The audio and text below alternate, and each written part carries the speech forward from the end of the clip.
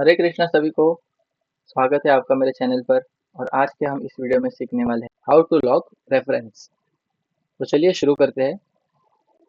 तो हमारे पास यहाँ पर कुछ डेटा है और इस डेटा के ऊपर हम रेफरेंस के एग्जांपल्स यूज करेंगे और उनको कैसे लॉग करना है वो भी सीखेंगे। तो शुरू करने से पहले हम समझते हैं कि रेफरेंस होता क्या है। तो वो समझाने के लिए मैं आपको एक एग्जाम्पल देता हूँ। हम इसी शीट में आगे आ जाते हैं। सपोज यहाँ पर मैं लिखता हूँ मार्क्स।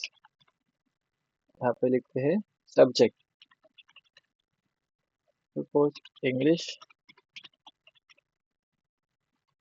Maths, science. और एक स्टूडेंट के यहाँ पे हम मार्क्स लिखते हैं आउट ऑफ 100, जैसे कि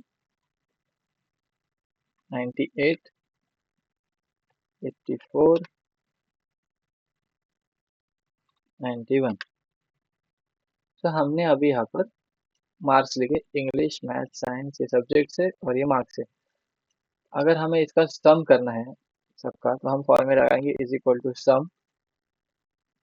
ये हमारा रेंज होगा, एंटर। तो हमने यहाँ पर क्या किया है, हमने सम वाले फॉर्मूला में एक रेंज डाला है कि यहाँ से यहाँ तक जो भी वैल्यूज है उसका सम हमें पता चले। तो इसमें से रेफरेंस क्या है?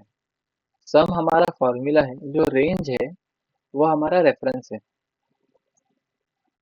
कभी भी हम जब फॉर्मूला लिखते हैं तब हम उस फॉर्मूला के अंदर जैसे कोई सेल मेंशन करते हैं, कोई रेंज मेंशन करते हैं, कोई टेबल मेंशन करते हैं, तो वो हमारा रेफरेंस पॉइंट होता है कि हम उसको देखकर आउटपुट चाहते हैं। तो ये हमारा हो गया रेफरेंस। बट आप जब फॉर्मूला को आपके ड्रैग करते हो तो आपका रेफरेंस जो होता है वो हिल जाता है। जैसे अगर ये फॉर्मूला यहाँ पर हमने लगा, इसको हम ड्रैग करके राइट साइड में लें, तो अभी हो क्या रहा है, F2 दबाकर हम चेक कर सकते हैं हमारा रेंज जो O कॉलम में था वो P कॉलम में चला गया है। अगर आप इसे नीचे ड्रैग करते हो तो यहाँ क्या हो रहा है, हमारा जो रेंज था ऊपर से 98 से लेके 91 वो नीचे मूव हो गया है क्योंकि हमने फॉर्मूला को नीचे ड्रैग किया है।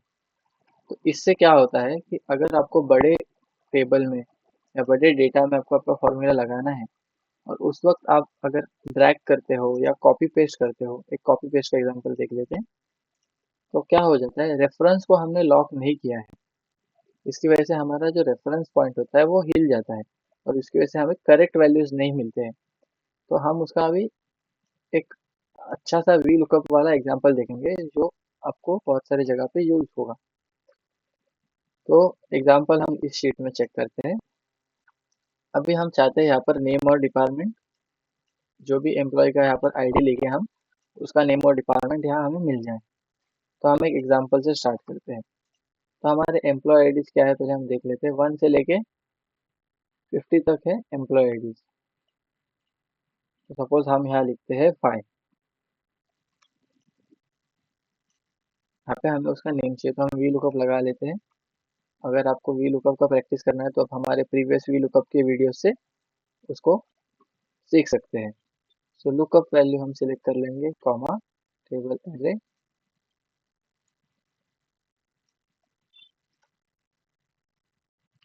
Comma 2, comma 0, bracket close, enter. तो हमने हमारा नेम के लिए फॉर्मूला यहाँ लगा दिया नॉर्मल, विदाउट रेफरेंस को लॉक किए। तो रेफरेंस को लॉक कैसे करना है वो हम अभी सीखेंगे। तो अभी आप चाहते हो कि ये सेम फॉर्मूला आप पूरा नीचे एंटर कर दो यहाँ तक। तो उसके लिए आप क्या कर सकते हो, कॉपी करके पेस्ट कर सकते हो, सिंपल। जब आप कॉपी करके पेस्ट करोगे तो यहाँ पर आपका फॉर्मूला लग जाएगा, या आप ड्रैग कर सकते हो, दोनों चीज़ों से सेम ही होगा। तो अगर आप यहाँ पर कोई एम्प्लॉय आईडी लिखोगे जैसे कि 6, उसका हमें यहाँ पर नाम मिल जा रहा है। बट इसमें एक प्रॉब्लम है, एक चैलेंज है। वो है कि अगर मैं सपोज यहाँ पर एम्प्लॉय लिखता हूँ, एम्प्लॉय आईडी लिखता हूँ 1, मुझे 1 का नेम यहाँ पर नहीं मिल रहा है। तो वो क्यों हो रहा है ऐसा, क्योंकि हमने रेफरेंस जो था हमारा उसको लॉक नहीं किया है। तो इसको और डिटेल में समझते हैं। जो फर्स्ट फॉर्मूला हमने एंटर किया वो क्या है, A2, हमारा लुकअप वैल्यू है A2। और सेकंड A1 से लेके J51, जो हमारा यहाँ पर टेबल है, A1 सेल से J51 सेल तक, जो कि हम देख सकते हैं। तो ये हमारा टेबल है। टेबल का रेंज, और बाद में हमने कॉलम नंबर 2 मेंशन किया है क्योंकि हमें नेम चाहिए। बट जब हम नीचे फॉर्मूला चेक करते हैं तो A2 का A3 हो चुका है, जो कि करेक्ट है क्योंकि हमें अभी इस सेल में जिसका एम्प्लॉय डी लिखेंगे उसका डिटेल यहाँ चाहिए। तो ये फॉर्मूला करेक्ट हो चुका है। बट यहाँ पर जो हमारा टेबल है वो A2 से लेके J52 हो गया है। पहले में क्या था, A1 से J51, तो हमारा टेबल जो है यहाँ का जो रेंज है वो भी नीचे मूव हो रहा है। आपको यहाँ पे मैं एग्जांपल देता हूँ। Is equal to V lookup, lookup हम इस सेल को लेते हैं, टेबल हम इस सेल को लेते हैं, comma 2 comma 0 bracket close enter. Suppose यहाँ पे मैं 5 लिखता हूँ, मुझे नेम मिल रहा है। अगर मैं इसे नीचे जब ड्रैग करता हूँ, एन हो रहा है, तो यहाँ पर मैं अगर F2 प्रेस करूँ तो मुझे दिखेगा मेरा रेंज क्या क्या सिलेक्ट है। आप देख सकते हो K3 सिलेक्टेड है लुकअप वैल्यू में, और टेबल एरे में A1 से J51 सिलेक्टेड है। आप देख सकते हो यहाँ से स्टार्ट हो रहा है बॉक्स और J51 पे एंड हो रहा है। अगर यही चीज़ हम सेकेंड वाले फॉर्मूला में ड्रैग किया है, वहाँ पर देखेंगे हमारा K4 हो गया है मूव, जो कि करेक्ट है। पर हमारा जो टेबल था A1 से J51, वो A2 से J52 हो गया, तो इसने फर्स्ट लाइन को स्किप कर दिया और नीचे एक एडिशनल लाइन ले रहा है जो कि ब्लैंक है। तो हम जब ड्रैग या कॉपी पेस्ट करते हैं तो ये ऐसा होता है, जो भी आपका फॉर्मूला है वो नीचे मूव होते जाता है, तो हमारा टेबल में मूव हो रहा है। तो जब हमारा टेबल ही स्टार्ट हो रहा है, जैसे यहाँ पर टेबल स्टार्ट हो रहा है हमारा आईडी नंबर 7 से, तो आईडी नंबर 1 से 6 तक अगर हम यहाँ पर कोई भी लिखेंगे उसका वैल्यू ये नहीं दे पाएगा। 7 हम लिखेंगे, 7 का वो बता सकता है क्योंकि 7 से टेबल स्टार्ट हो रहा है। तो अभी हम हर बार हर सेल में फॉर्मूला तो नहीं लिख सकते, बहुत टाइम कंज्यूमिंग काम है वो।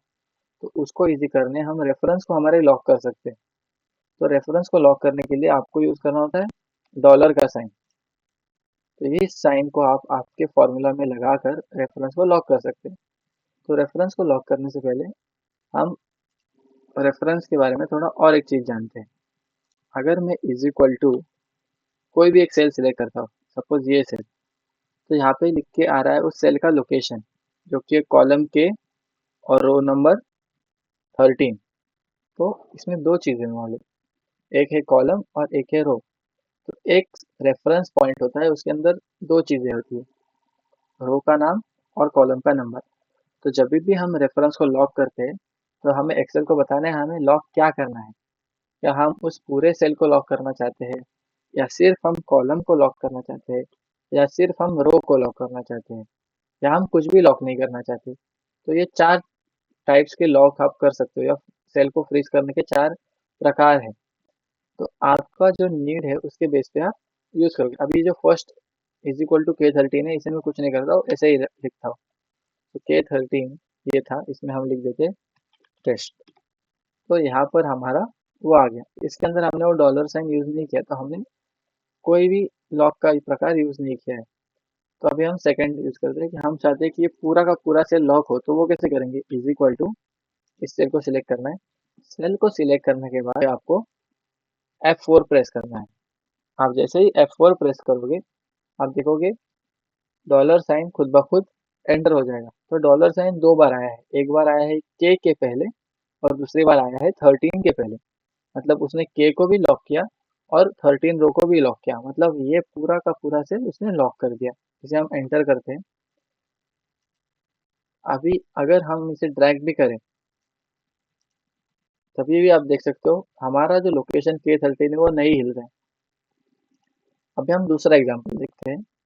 इज इक्वल टू K13, एक बार F4 दबाने पर हमने देखा था कि दोनों चीजें लॉक होती है। हमें दूसरी बार दबाना है।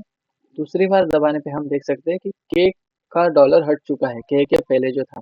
अभी 13 के पहले डॉलर साइन है, मतलब सिर्फ 13, रो नंबर 13 लॉक हुआ है।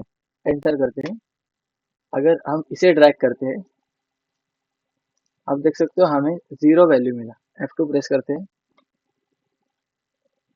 सो रो नंबर 13 ही है, वो चेंज नहीं हुआ है। बट के का हमारा एल हो गया है। सो यहाँ पर हमने देखा कि हमारा 13 रो जो है वो फिक्स है, बट के का एल हो गया क्योंकि के को हमने लॉक नहीं किया। और अभी जो लास्ट टाइप है उसे भी देख लेते हैं, is equal to this. First time F4 दबाएंगे दोनों चीजें लॉक होगा, सेकेंड टाइम दबाएंगे सिर्फ रो लॉक होगा, थर्ड टाइम दबाएंगे तो सिर्फ कॉलम, क्योंकि 13 के पहले का डॉलर साइन हट गया है और के पहले डॉलर साइन आया है, तो अभी हमारा कॉलम के लॉक है। अभी हम इसे एंटर करते हैं, इसे अभी हम राइट में ड्रैग करते हैं, F4 एंटर करते हैं, F2 एंटर करते हैं। हम देख सकते हैं हमारा कॉलम के कॉलम एल में मूव नहीं हुआ, और कॉलम 13 जो है वो 13 का 13 ही है। इसे अगर हम नीचे ड्रैग करते हैं तो हमारा आप देख सकते हो कॉलम के ही है, बट 13 जो है वो 14 में नीचे मुंह चला गया क्योंकि हमने इसे नीचे ड्रैग किया। तो जब आप कॉलम को डॉलर साइन देते हो तो कॉलम आप इंश्योर हो सकते हो कि वो हिलेगा नहीं आपके फॉर्मूला में से। आप रो को जब डॉलर साइन देते हो आप इंश्योर कर सकते हो रो आपका चेंज नहीं होगा। आप दोनों को डॉलर साइन देते हो तो आपका दोनों भी चीजें मूव नहीं होगा। तो अभी हम लाइव प्रैक्टिकल हमारे शीट में जाके चेक करते हैं। तो यहाँ पर हमारा जो फॉर्मूला है इसमें हम क्या चाहते हैं कि हमारा जो फर्स्ट लुकअप वैल्यू है क्या वो नीचे मूव होना चाहिए। हाँ, होना चाहिए, क्योंकि हम इसे नीचे जब ड्रैग करेंगे तो हमें नीचे वाले रोज में जो भी आईडी रहेगा उसका वैल्यू चाहिए। तो हमें रो जो है 2 3 4 वो चेंज होते रहना चाहिए। क्या हम चाहते हैं हमारा कॉलम ए जो है वो कॉलम बी में मूव हो? नहीं, हम नहीं चाहते। हम चाहते हैं हमारा कॉलम ए हमेशा कॉलम ए रहे। मतलब हम हमारे कॉलम को फ्रीज करना चाहते हैं और रो को मूव चाहते हैं, करना चाहते हैं। इसलिए हम सिर्फ कॉलम को डॉलर साइन देंगे। F4 F4 F4, यहाँ पर आप देख सकते हो सिर्फ कॉलम के अभी आगे डॉलर साइन आया है, रो के आगे नहीं आया है, तो ये रेंज हमने लॉक कर दिया है रेफरेंस को। टेबल में जाते हैं, टेबल में हम क्या चाहते हैं कि हमारा पूरा टेबल A1 से J51 पूरा फ्रीज हो, क्योंकि टेबल तो चेंज नहीं होने वाला, टेबल तो हमेशा पूरा रहेगा। तो हम पूरा रेंज A1 से J51 को सिलेक्ट करेंगे कर्सर से और F4 प्रेस करेंगे, तो आप देख सकते हो डॉलर साइन आ गया है ए के पहले, 1 के पहले, जे के पहले, 51 के पहले। ये है लोकेशन। तो ये लोकेशन है, तो इसमें कोई आपको रेफरेंस को लॉक करने का जरूरत नहीं है। रेफरेंस मतलब आपका सेल होता है जिसको आप लॉक कर सकते हो, इस लोकेशन को नहीं कर सकते। ये हमारा पार्ट कंप्लीट हो गया, अभी हम एंटर करते हैं।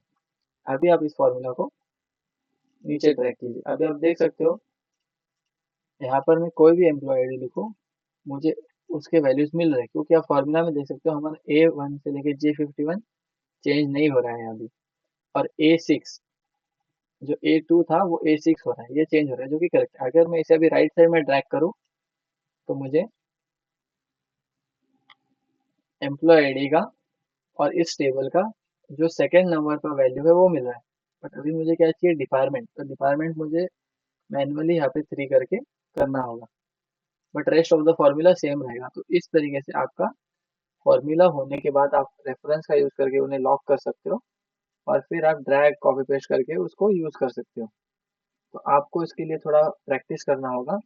बेसिक बेसिक फॉर्मूला से स्टार्ट कीजिए, और थोड़े बहुत आपको एरर्स आ सकते हैं स्टार्टिंग में, बट आप कंसिस्टेंटली इंश्योर कीजिए कि आप किस चीज़ को लॉक कर रहे हो और क्या मूव हो रहा है क्या नहीं हो रहा है। आप जब ये सब जैसे हमने आज के वीडियो में यहाँ पर देखा छोटे छोटे एग्जांपल्स, वैसे आप भी ट्राई कीजिए और आप जल्दी ही प्रोफिशिएंट हो जाएंगे इसमें। तो आपको ये वीडियो अच्छी लगी हो तो इसे लाइक कीजिए, चैनल को शेयर सब्सक्राइब कीजिए और आपके फ्रेंड्स के साथ शेयर कीजिए।